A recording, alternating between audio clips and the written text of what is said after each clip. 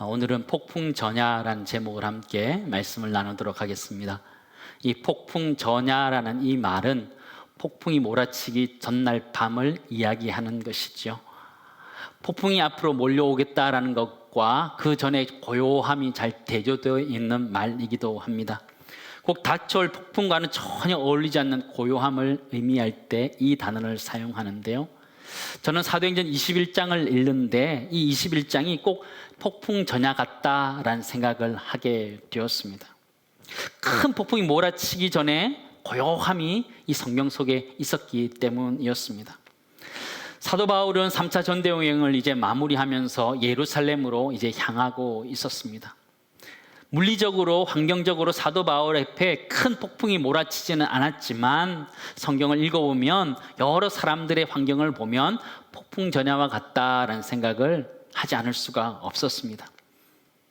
오늘 저와 함께 사도 바울에게 닥쳤던 폭풍이 어떤 것인지 살펴보고 그 폭풍을 어떻게 해결해 갔는지 살펴보고 또 우리 인생 가운데 찾아온 이 폭풍들을 어떻게 이겨낼 수 있는지 찾아볼 수 있기를 간절히 소망합니다. 사도행전의 이제 후반으로 들어오면서 사도 바울의 마음은 굉장히 비장하고 안타까움으로 가득 차 있었습니다. 특별히 지난주 그가 3년 동안에 애를 썼던 에베소 교회 리더들에게 한 말에 그것이 잘 녹아져 있었습니다. 사도행전 20장 23절 24절 말씀입니다. 우리 같이 읽겠습니다. 오직 성령이 각 성에서 내게 증언하여 결박과 환난이 나를 기다린다 하시나 내가 달려갈 길과 주 예수께 받은 사명 하나님의 은혜의 복음을 증언하는 일을 마치려 하면은 나의 생명조차 조금 더 귀한 것으로 여기지 아니하노라. 사도 바울은 서둘러서 예루살렘으로 향해 가고 있음을 우리는 보게 됩니다. 근데 이 장면이 사도 바울의 이 모습을 이해하기가 참 어렵습니다. 사도 바울은 성령의 계시를 통해서 예루살렘으로 가면 결박과 환난이 기다린다는 것을 알고 있었습니다. 그럼에도 불구하고 이 사도 바울은 그 예루살렘으로 향해 가는 그 속도를 전혀 늦추지 않고 있음을 우리는 발견하기 때문입니다. 운전할 때 보면 여러분 앞에 이렇게 방지턱이 있던가 이렇게 장애물이 나타나면 그것을 피해 가는 것이 당연한 것이죠. 그래야 안전하게 갈 수 있기 때문입니다. 그래서 우회하는 것이죠. 속도를 줄이지 않고 방지턱을 넘어가게 되면 크게 울리면서 어려움을 겪게 되는 것을 우리는 잘 알고 있습니다. 그런데 오늘 사도 바울은 예루살렘을 향해 가는데 그의 사명의 속도, 소명의 속도, 복음 전파의 속도를 전혀 늦추지 않고 있음을 우리는 발견하게 됩니다. 이제 밀레도에서 에베소 장로들에게 잘 이야기한 후에 예루살렘으로 향해 가는 그런 항해를 한번 살펴보기를 원합니다. 그는 밀레도에서 바다라까지 이동하고 있음을 보여주고 있습니다. 사도행전 21장 1절에서 3절 말씀입니다. 우리가 그들을 작별하고 배를 타고 바로 고스로 가서 이튿날 로도에 이르러 거기서부터 바다라로 가서 베니게로 건너가는 배를 만나서 타고 가다가 구브로를 바라보고 이를 왼편에 두고 수리아로 항하야 하는데 두로에서 상륙하니 거기서 배의 짐을 풀려 함이로라. 그렇게 하죠. 지도를 좀 보여주시죠. 왼쪽 위쪽에 밀레도라는 곳에서 작은 배를 타고 떠나기 시작했습니다. 고도를 지나고 로도를 지나고 고스를 지나고 로도를 지나고 바다라까지 가서 거기서 지중해를 넘어갈 수 있는 큰 배를 타고 베니게, 두로가 있는 베니게 지역으로 가게 되는 것이 오늘 기사의 내용입니다. 근데 돌아가는 장면을 성경 좀 자세하게 기록하고 있는데 3절을 보니까 구브로를 바라보고 이를 왼편에 두고 이렇게 표현해 주고 있습니다. 구브로라는 곳은 어떤 곳이었을까요? 이 구브로라는 곳은 사실 알고 보면 사도 바울에게 멘토라고 말할 수 있는 바나바의 고향이기도 합니다. 또한 이 구브로는 사도 바울의 첫 번째 전도 여행을 떠나면서 첫 번째로 갔던 자리이기도 합니다. 그러므로 구브로는 사도 바울의 첫 번째 선교지였고 또한 첫 번째 소명의 자리였다는 것을 우리가 알아야 합니다. 사도 바울은 지금 전도여행, 3차 전도여행까지 마치면서 첫 번째 선교지를 바라보면서 자신의 인생과 자신의 사역을 마무리해 가고 있다는 것입니다. 그 당시 배들은요, 지금처럼 빨리 지나가지 않습니다.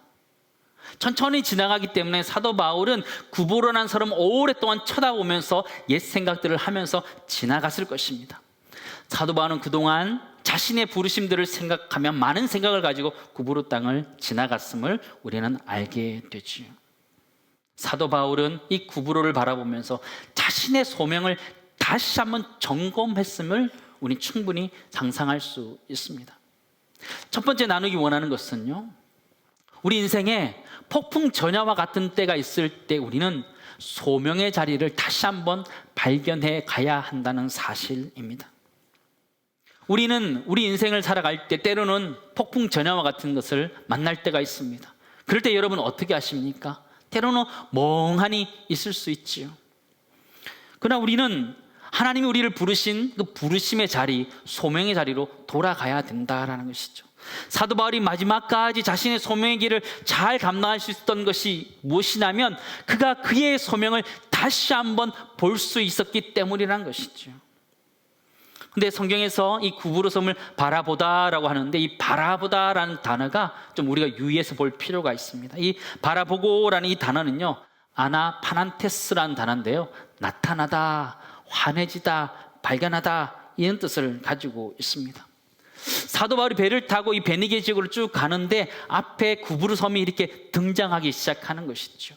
처음엔 보이지 않았는데 가면 갈수록 구부로 섬이 이렇게 보여지기 시작하는 거예요. 나타나기 시작하는 거예요. 이 단어는 벳사람들이 썼던 단어다 이렇게 알려져 있습니다. 앞에 이렇게 뭔가 이제 점점 드러나고 있는 거지요. 해가 뜨는 것처럼 그 구부로 섬이 드러나고 있음을 우리들에게 보여주고 있습니다. 사도 바울이 마지막 자신의 사명을 위해서 베니게를 향하고 있는데 앞에 구부로 섬이 점점점 크게 보여지는 것이지요. 그 구부로 섬은 자신의 소명의 섬이었지요. 하나님은 지금 사도 바울이 그 구부로 섬을 지나가게 하면서 그에게 소명을 다시 한번 일으켜 세우고 있음을 우리는 발견하게 된다라는 것이에요. 그의 가는 길은 사실은 당연한 길이었지만 하나님의 섭리 가운데 구부로를 바라보면서 그의 소명이 다시 일어나고 있음을 우리는 발견하게 된다라는 것이죠. 하나님은 사도 바울에게 소명을 다시 한번 부릴 듯 일어나게 하셨음을 우리는 보게 되죠. 사랑하는 성도 여러분, 우리들에게는 그 소명이 있으십니까? 우리는 그리스도인으로서 소명이 우리에게 있어요. 그 그리스도인 소명답게 살아갈 수 있기를 간절히 소망합니다. 또 우리는 직분자답게 맡은 지책을 따라서 그렇게 소명을 따라서 살아가야 되는 책임이 우리에게 있음을 이야기하는 것이지요. 사도 바울의 모습을 가만히 보고 있으면요, 이 사람은 굉장히 고집스러운 사람이라는 것을 알게 됩니다. 성령이 이미 이가 각성에 다닐 때에 네가 결박과 환난을 당할 것이다 이야기해 주었습니다. 그럼에도 불구하고 그는 속도를 줄이지 않고 예루살렘으로 끊임없이 달려가고 있음을 우리에게 보여주고 있어요. 오늘 성경도 보시면 베니게 두로 지역에 도착해서 제자들을 만나는데 성령 충만한 제자가 이렇게 얘기하는 거예요. 4절 말씀 보시기 바랍니다. 제자들을 찾아 거기서 이레를 머물더니 그 제자들이 뭐라 그래요? 성령의 감동으로 바울더러 뭐라 그래요? 예루살렘에 들어가지 말라 하더라. 제자들이 예루살렘에 들어가지 말라 그렇게 사도 바울을 붙잡고 있는 거예요. 성령의 감동으로 되었다. 성령 분명하게 우리들이 그렇게 이야기해 주고 있어요. 그럼에도 불구하고 사도 바울은 그것을 듣지 않고 그냥 지나치게 됩니다. 두로를 떠나서 항해를 마치고 돌로마이를 거쳐서 가이사랴에 이르게 됩니다. 거기서 빌립의 집에 머물게 되는데 그때 아가보라는 선지자가 와서 예언하는데 그 내용도 똑같았습니다. 10절 11절 말씀 보시기 바랍니다. 우리 같이 읽겠습니다. 여러 날 머물러 있더니 아가보라 하는 한 선지자가 유대로부터 내려와 우리에게 와서 바울의 띠를 가져다가 자기 수족을 잡아매고 말하기를 성령이 말씀하시되 예루살렘에서 유대인들이 이같이 이 띠 임자를 결박하여 이방인의 손에 넘겨주리라 하거늘. 뭐라 그러는 거예요? 사도 바울 너 예루살렘에 가면 잡힌다 이야기해 주는 거죠. 사람들이 다 모여가지고 안 된다 이야기하는 거예요. 함께 있었던 빌립과 그 수많은 사람들이 사도 바울도 가이사렘 가지 말라 얘기하는 거예요. 다 말라는 거예요. 예루살렘 올라가지 말라 이렇게 얘기하는 것이죠. 성령은 사도 바울이 예루살렘에 가게 되면 결박을 당하고 환난을 당할 것이다 그렇게 예고하고 있습니다. 그럼에도 불구하고 사도 바울은 그것과 상관없이 계속적으로 예루살렘을 향해 가고 있음을 우리는 보게 되는데요. 여러분 이해가 되시나요? 성령이 사도 바울에게 예루살렘을 가면 결박과 환난을 당할 것이다 이야기하면 멈춰 서야 되는 것 아닌가요? 주의 신실한 제자들이 예루살렘 올라가지 마라 그러면 올라가지 말아야 되는 것 아닌가요? 그러나 사도 바울은 지금 예루살렘을 향해서 계속해서 가고 있음을 우리는 보게 되지요. 우리 이 문제를 성경을 잘 보면서 잘 풀어가야 합니다. 성경을 자세히 보시면 성령이 사도 바울에게 예루살렘으로 올라가지 말라 말하고 있지 않습니다. 자세히 보시면 성령은 예루살렘에서 결박과 환난이 있을 것이다 거기까지 이야기해 주는 거예요. 그런데 그런 계시를 받은 사람들이 사도 바울이 예루살렘에 올라가지 못하도록 인간적으로 붙들고 있는 사건이라는 것이죠. 결박과 환난이 있으니까 예루살렘에 올라가지 마라 사람들이 붙들고 있는 거예요. 근데 이 장면이 예수님께서 십자가에 지기 위해서 예루살렘에 올라가는데 그것을 막고 있는 베드로의 모습과 정확하게 일치하고 있음을 우리는 보게 돼요. 마태복음 16장 21절 22절 말씀 보시기 바랍니다. 이때로부터 예수 그리스도께서 자기가 예루살렘에 올라가 장로들과 대제사장들과 서기관들에게 많은 고난을 받고 죽임을 당하고 제3일에 살아나야 할 것을 제자들에게 비로소 나타내시니 22절 같이 읽습니다. 베드로가 예수를 붙들고 항변하여 이르되 주여 그리 마옵소서 이 일이 결코 주께 미치지 아니하리이다 그렇게 얘기하는 거죠. 베드로가 뭐라 얘기해요? 주여 그리 마옵소서 이 일이 결코 주께 미치지 아니하리다 딱 붙들고 있는 거죠. 주님 못 갑니다 딱 붙들고 있는 베드로의 모습을 보여주고 있는 것이죠. 그런데 예수님께서는 베드로에게 이렇게 평가합니다. 마태복음 16장 23절인데요 내가 하나님의 일을 생각하지 아니하고 도리어 뭘 생각한다 그래요? 사람의 일을 생각하는도다. 사도 바울의 분명한 가치관을 우리는 발견하게 됩니다. 12절 13절 말씀 보시기 바랍니다. 우리가 그 말을 듣고 그곳 사람들과 더불어 바울에게 예루살렘으로 올라가지 말라 권하니 바울이 대답하되 여러분이 어찌하여 내 마음을 상하게 하느냐 뭐라고 그래요? 나는 주 예수의 이름을 위하여 결박당할 뿐 아니라 예루살렘에서 죽을 것도 각오하였노라 하니 그렇죠. 사도 바울은 성령의 음성을 분별하는 데 있어서 결박을 환난을 당하느냐 유무에 관계가 없었던 거예요.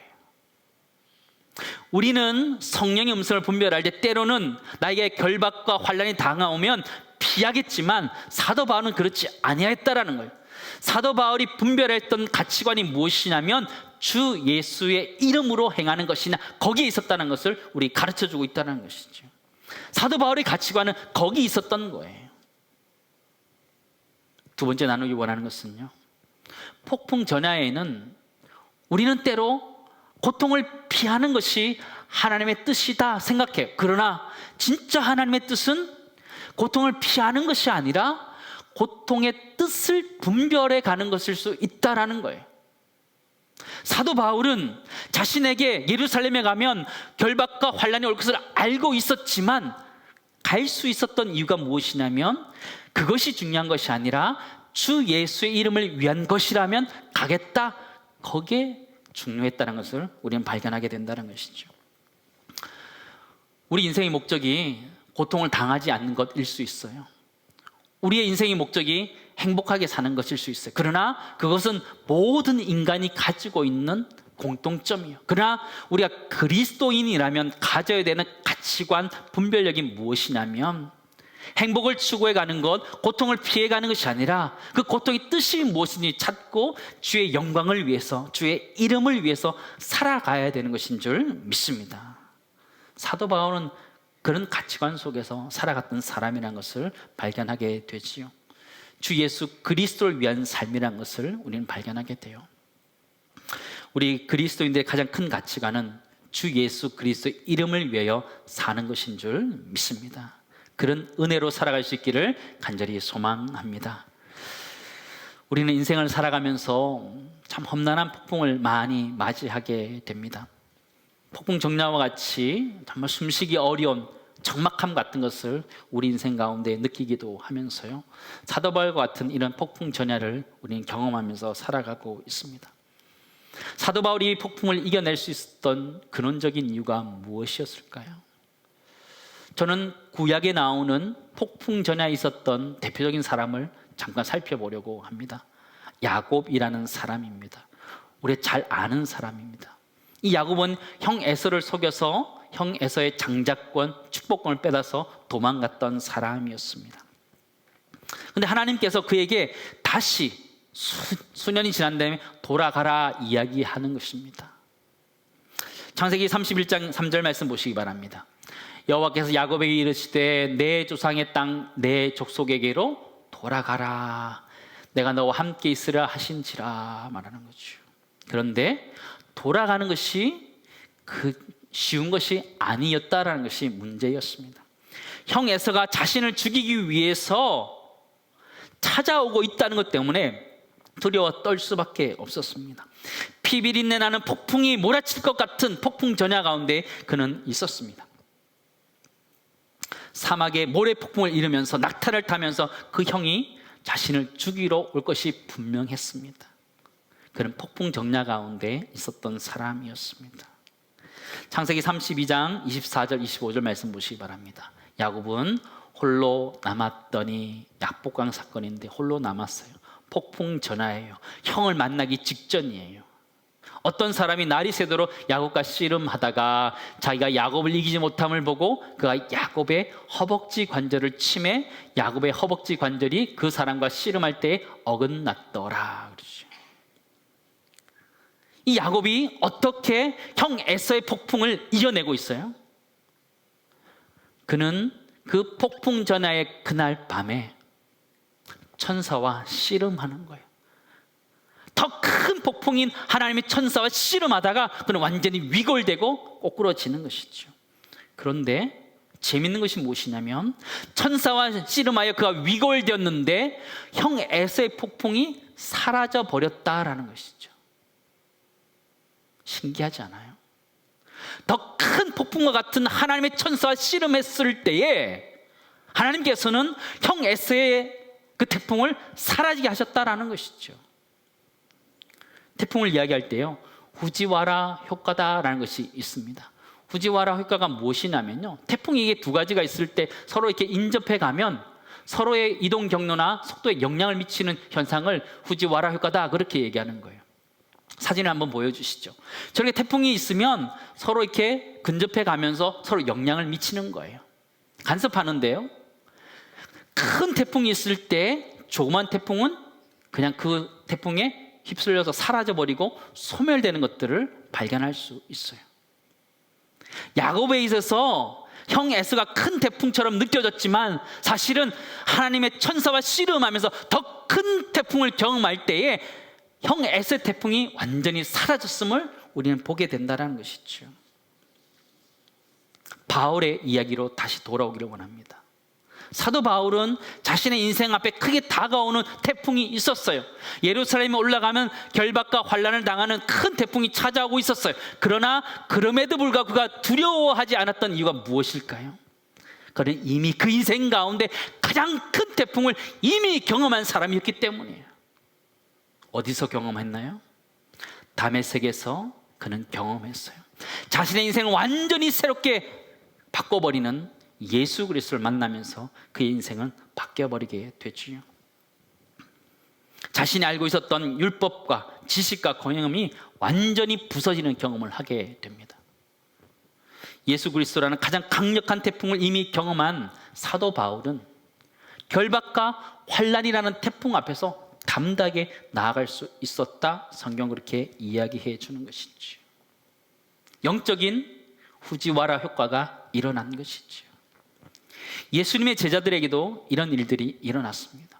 제대로 예수님을 모시고 배를 타고 건너가는데 예수님이 주무신 거예요. 큰 풍랑이 일었죠. 죽게 되었죠. 예수님을 깨웠습니다. 예수님 뭐라고 하시나요? 마가복음 4장 39절 말씀입니다. 다 같이 읽겠습니다. 예수께서 깨어 발음을 꾸짖으시며 바다더러 이르시되 잠잠하라 고요하라 하시니 바람이 그치고 아주 잔잔하여 지더라. 더 큰 폭풍 대신 예수 그리스도가 그 앞에 있는 폭풍들을 잠잠케 하셨음을 성경 우리들에게 가르쳐주고 있어요. 주님 뭐라고 말씀하시는 거예요? 잠잠하라 고요하라 말씀하고 있는 것이지요.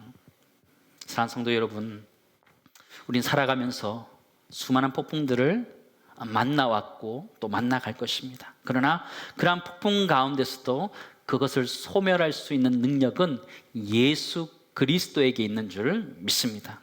예수 그리스도가 우리 인생을 송두리째 변화시켰던 것처럼 우리 인생 앞에 다가오는 모든 것들을 변화시켜서 소멸해 가게 하실 줄을 믿습니다. 마지막 나누기 원하는 것은 이것입니다. 우리가 가장 강력한 태풍 대신 예수 그리스도를 만나게 되면 우리 인생 앞에 수많이 찾아오는 태풍들, 걱정과 염려와 불안과 그런 것들이 소멸될 수 있는 줄 믿습니다. 사도 바울은 그것이 소멸됐던 사람이에요. 가장 강력한 예수 그리스도란 태풍을 경험하였을 때에 자신에게 찾아올 수 있는 두려움과 걱정과 염려들을 다 떨친 사람인 걸 기억하면서 우리 모두가 이 세상 살아갈 때에 예수 그리스도를 모시고 두려움과 걱정들 다 떨쳐버리며 살아갈 수 있기를 주님은 축원합니다. 이제 말씀을 정리하도록 하겠습니다. 정리 화면 한번 보여주시죠. 우리 같이 한번 천천히 읽도록 하겠습니다. 같이 읽겠습니다. 우리는 살아가면서 수많은 폭풍을 경험하며 폭풍 전야를 경험하기도 합니다. 그때 우리는 우리의 소명의 자리를 다시 발견해야 합니다. 그럴 때 흔들리지 않습니다. 또한 수많은 폭풍 앞에서 고통을 피하는 것이 아니라 고통의 뜻을 찾는 것이 영적 분별력입니다. 그리고 수많은 인생의 태풍들이 가장 강력한 태풍이신 예수 그리스도의 이름으로 잠잠케 될 것입니다. 아멘. 소멸케 될 줄 믿습니다. 우리 안에 있는 두려움, 염려, 걱정 많이 있지요. 때때마다 일어나는 폭풍들이 우리 안에 몰아치고 있지요. 그러나 예수 그리스도 폭풍이 완전히 그 염려들을 사라지게 하실 줄 믿습니다. 그럼 평강이 우리 모두에 있기를 간절히 소망합니다.